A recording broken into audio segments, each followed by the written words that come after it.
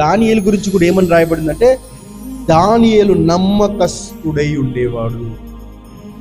నమ్మకస్తుడే అనగా ఏ పని ఇచ్చినా ఆ పనిలో నమ్మకత్వాన్ని కనపరిచేవాడు. ఇప్పుడు మన జీవితాల్లో కూడా మన పై అధికారులు కావచ్చు, మన పై ఉన్నవారు కావచ్చు, ఏ పని ఇచ్చినా ఆ పని మనం నమ్మకంగా చేయాలి, బహు నమ్మకంగా చేయాలి.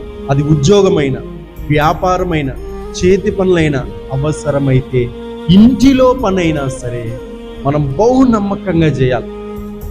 ఎందుకు నమ్మకంగా చేయాలంటే సామెతల గ్రంథంలో మాట సెలవిస్తుంది, నమ్మకమైన వానికి దీవెనలు మెండుగా కలుగును.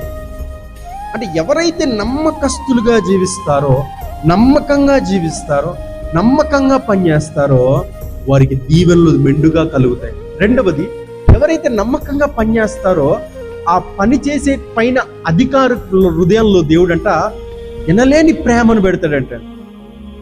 ఈ కుర్రోడు నా దగ్గర ఎన్నో సంవత్సరాలు పనిచేస్తున్నాడు, ఈమె నా దగ్గర ఎన్నో సంవత్సరాలుగా పనిచేస్తుంది, చాలా నమ్మకంగా పనిచేస్తుంది.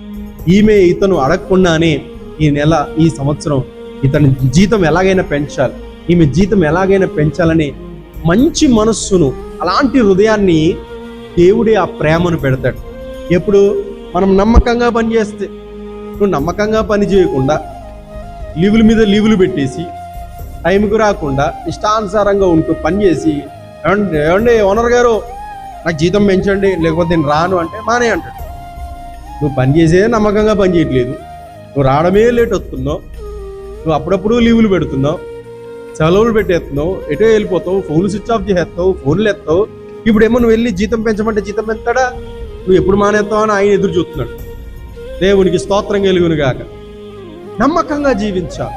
అలా నమ్మకంగా జీవిస్తే బైబిల్ సెలవిస్తుంది, నమ్మకమైన వానికి దీవెనలు మెండుగా కలుగు.